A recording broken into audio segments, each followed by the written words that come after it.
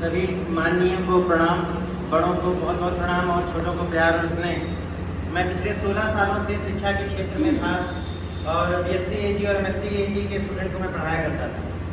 बात वही आती है, जैसे भी मैं एक छोटा सा नारा लगाऊंगा, भारत माता की जय।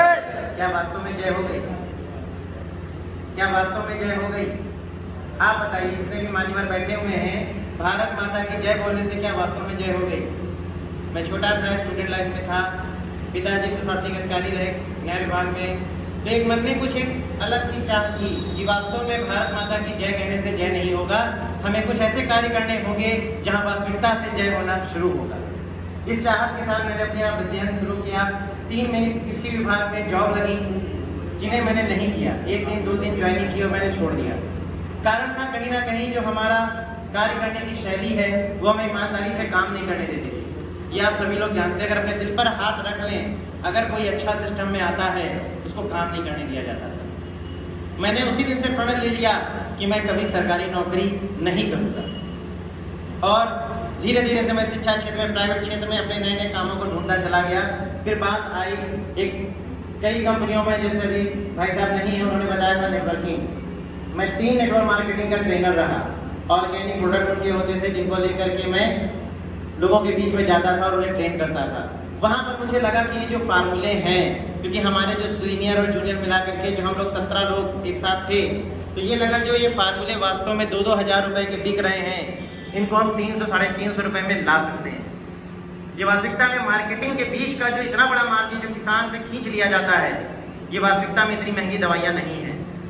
इसके ऊपर हम लोगों ने सोचा और जब हम लोग चिंतन किए, सबसे बात किए, तो यही बात निकल के आ रही थी कि कौन आगे आएगा, कौन आगे आएगा। मन में वही चाहत कि भारत माता की जय कहने से जय नहीं होगा और उसका बीड़ा मैंने उठाया।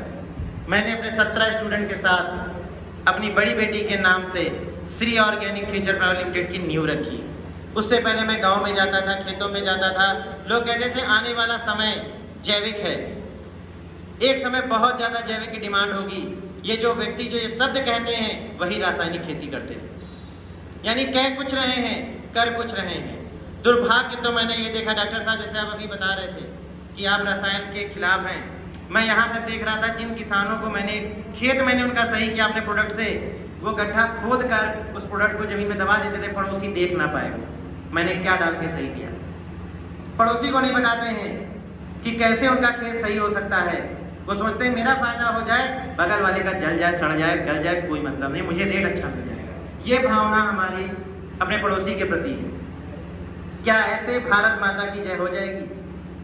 सभी प्रभुत्व वर्ग के बड़े लोग हैं, चिंतन करिए, क्या वास्तविकता में हम जय वाले कार्य कर रहे हैं? एक बार जैसे ये जो मंच मैंने चुना, ये क्यों चुना? क्योंकि वास्तविकता में जो ये मंच की जो शुरुआत थी वो मैंने न्यू काफी पहले रखी थी, बस मंच मुझे देर से मिला।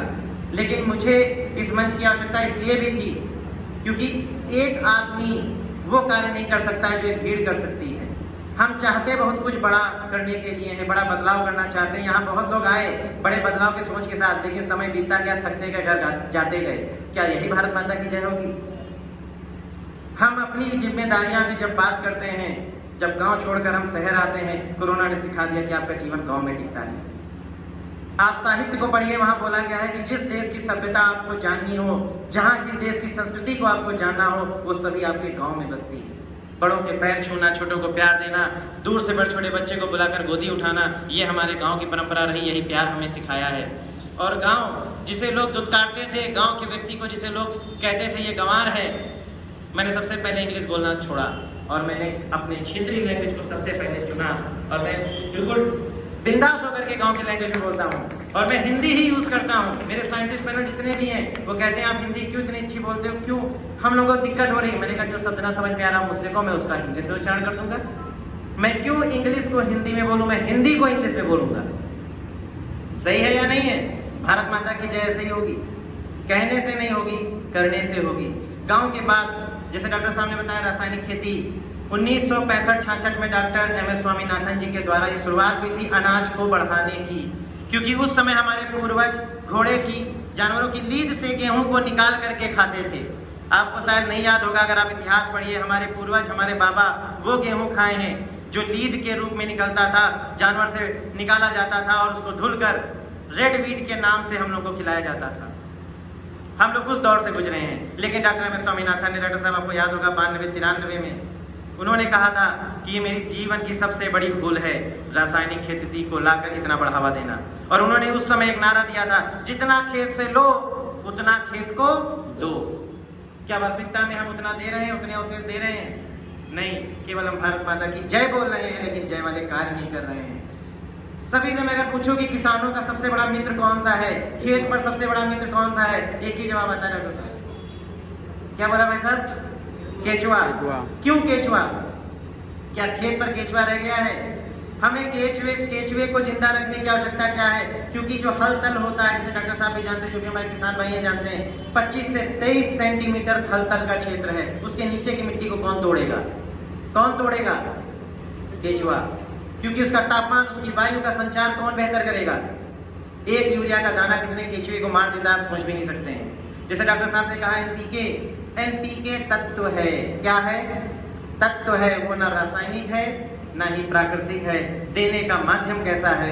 वो रासायनिक और प्राकृतिक। मुझे बहुत अच्छी लगी, मेरे बहुत सारे पॉइंट पर डॉक्टर साहब ने क्लियर भी कर दिया था। आसान है कि मैं अपना सेशन छोटा कर सकता हूँ।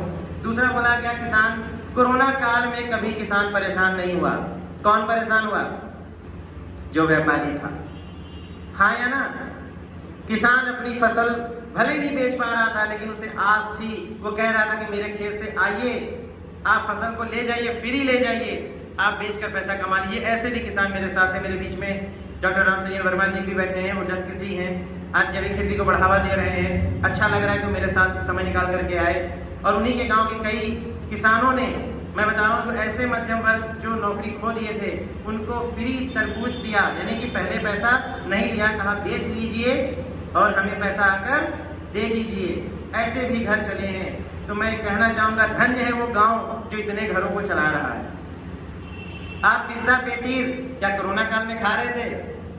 मैं सभी जो माताएं बहनें हैं, जो आप लोग यहाँ पर जितनी भी अभी मौजूद हैं, मैं उनसे कहना चाहूँगा, जो हमारी दलिया परंपरा थी, हमारे हलवे जो परंपरा थे, इनको बच्चों को देना से शुरू करें। क्योंकि जो भी ये चाउमीन, मैगी, पास्ता, ये जितना आता जा रहा है उतना लीवर डैमेज होता जा रहा है। जबकि डॉक्टर साहब ने कहा था कि यहाँ हर दूसरा आदमी फैटी लीवर से परेशान है।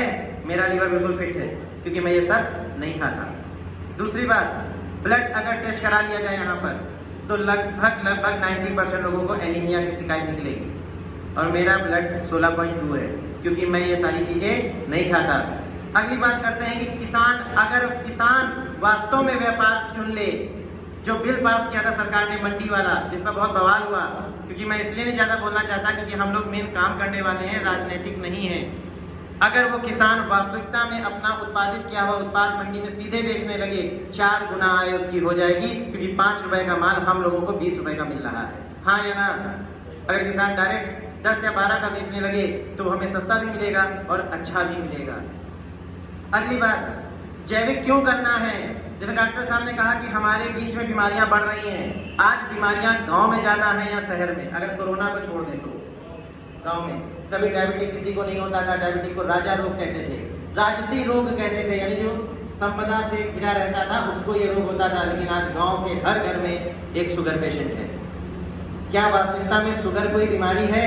वहाँ भी मेडिकल साइंस का बहुत बड़ा खेल है। शुगर कोई बीमारी नहीं है, हमने पसीना बहाना बंद कर दिया, हमें शुगर हो गई। जैविक क्यों आवश्यक है? क्योंकि जैविक में हमारी शारीरिक श्रम लगता है, हमारा शरीर का फंक्शन बहुत अच्छा होता है, इसलिए जैविक जरूरी है। बाकी मैं छोटे छोटे टॉपिक रखूंगा क्योंकि समय भी बहुत ज़्यादा हो चुका है, मुझे मालूम है। मेरे चैनल है Shri organic nature private limited, उसी नाम से आप उसको सर्च करके वहाँ से आप जानकारी ले सकते हैं। एक दूसरा चैनल है मेरा विश्वजीत शर्मा गुरु जी के नाम से, वहाँ भी मैं स्पीच देता हूँ, तो आप वहाँ से बाकी जानकारी ले सकते हैं। बाकी कीट और रोग की बात करें, जैसे नीम ऑयल है, गौमूत्र है, पंचगम्य जो हम लोग बनाते हैं, वो सब कीट को रोकने के लिए सक्षम है। बस हमें मित्र कीट को जिंदा रखना होगा। क्यों डॉक्टर साहब? सही है। अगर हम मित्र कीट को जिंदा कर लें तो 90% हमारी दिक्कत वो दूर कर देगा। बाकी मैंने ऐसे फार्मूले बनाए जो 100% ऑर्गेनिक हैं, जिन्हें हम पेस्टिसाइड, फंगीसाइड और ऑर्गेनिक ग्रोथ प्रमोटर के रूप में यूज कर सकते हैं, जिनका शरीर पर, पर्यावरण पर किसी भी प्रकार का कोई प्रभाव नहीं पड़ेगा। डॉक्टर साहब के गांव में हस्बैंड वाइफ लड़ गए थे, दोनों लोग। डॉक्टर साहब मैं आपको बताना चाहूँगा, हमारे डॉक्टर साहब बैठे हुए हैं गाँव के, तो उनके हस्बैंड वाइफ जो लड़ गए, तो मेरा एक प्रीमिट गार्ड एक प्रोडक्ट है जो थ्रिप्स और माइट दोनों को मारने में सक्षम है एक साथ, ठीक है। उसमें करंज ऑयल वगैरह भी है। तो उसको वो महिला पी गई, इसलिए पी गई क्योंकि उसे लड़ाई हो गई थी, पति प्यारे नहीं रह गए थे, बच्चे कोई मतलब नहीं था। अगर कहीं वहां रसायन होता तो बच नहीं सकती थी। 100 ml पिया था उसने।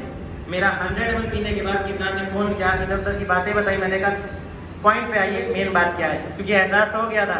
ये पूछ रही था मरेगा तो नहीं कोई। मैंने कहा कोई दिक्कत नहीं है, आप भी पी लो। कहा भाई पी गई। हमने कहा जूता उठाओ, 2-4 मार दो। कितना ही प्यार करने के लिए शादी करके मेरे घर आई थी, यही था। 2 पल जो दुखी के देखे बस साथ छोड़ दिया, कुछ नहीं हुआ। बस 2 दिन लैट्रिन हुई, डॉक्टर जाने तेल जाएगा तो लैट्रिन होगी, बाकी कुछ नहीं होगा। तो इसलिए जैविक करना है, कीट और रोग कंट्रोल हो जाएगा जैसे हम रसायन को छोड़ देंगे। थोड़ा सा सिस्टम समझना होगा, समय कम है। हम लोगों का जितने भी लोग बैठे हुए हैं, किसी का भी कॉन्टेक्ट नंबर लेकर के आप ये सब सिस्टम समझ जाएंगे। कीट कब आता है खेत पर, रोग कब लगता है।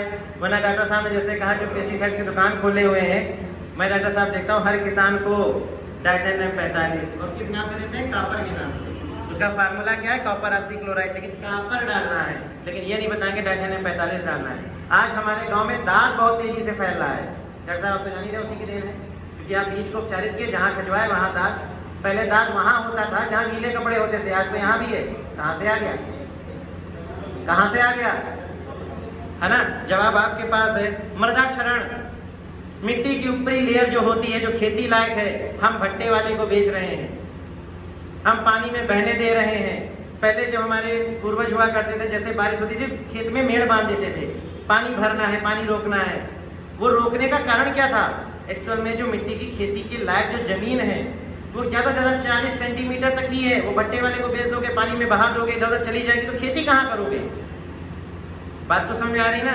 बाकी अगर हम जल क्षरण की बात करें, आज हमारे आसपास हर चीज पक्का होता जा रहा है। 1 इंच जमीन भी हम कच्ची नहीं छोड़ रहे हैं, तो जमीन के नीचे पानी कहाँ से जाएगा। है माध्यम कहीं, आप अपने घर के बाहर निकलिए, चबूतरे तक पक्के हो गए हैं, गाड़ी खड़ी करने के लिए सब पक्का कर दिया है। किसी भी घर में कहीं कच्चा कोई स्थान नहीं है, तो पानी कहाँ से जमीन में जाएगा। आप ले तो रहे हो, दे कितना रहे हो। अगला टॉपिक है मेरा पर्यावरण। जैसे पर्यावरण पर मेरी बहुत सारी बड़ी बहनों ने बोला, पर्यावरण को हम क्या समझ रहे हैं, बस यही पेड़ लगा लें। हमें पेड़ लगाना है तो उसकी सुरक्षा भी करनी है। सुरक्षा के साथ साथ हमें इस बात का भी ध्यान रखना है कि उन पौधों को कैसे लंबे समय तक ले जाया जाए और अपने आसपास के जो वन क्षेत्र हैं उनको किसी रूप में क्षति ना पहुंचाई जाए। ये हमारी जिम्मेदारी है, क्योंकि भारत माता की जय करने से जय नहीं होगा, जय वाले कार्य करने से वास्तविकता में जय होगा। और मेरा लास्ट, और यहीं पे मैं पॉइंट खत्म करूंगा, मदद करने की आदत। दोस्त बनाना बहुत आसान है। जैसे अभी वो ऐसा होते शायद मेरी बात को बुरा मानते, लेकिन मैं कहना चाहूंगा दोस्त हमारे बहुत हैं, मदद करने कितने आते हैं, कितने आते हैं। आप दोस्त भले ही 2 बनाइए, लेकिन मदद करने की आदत डालिए। वो 2 दोस्त 200 में कब बदल जाएंगे, ये मेरी गारंटी है, आप जान नहीं पाएंगे। इसी के लिए मैं यही बात समाप्त करता हूँ। धन्यवाद, बहुत बहुत धन्यवाद।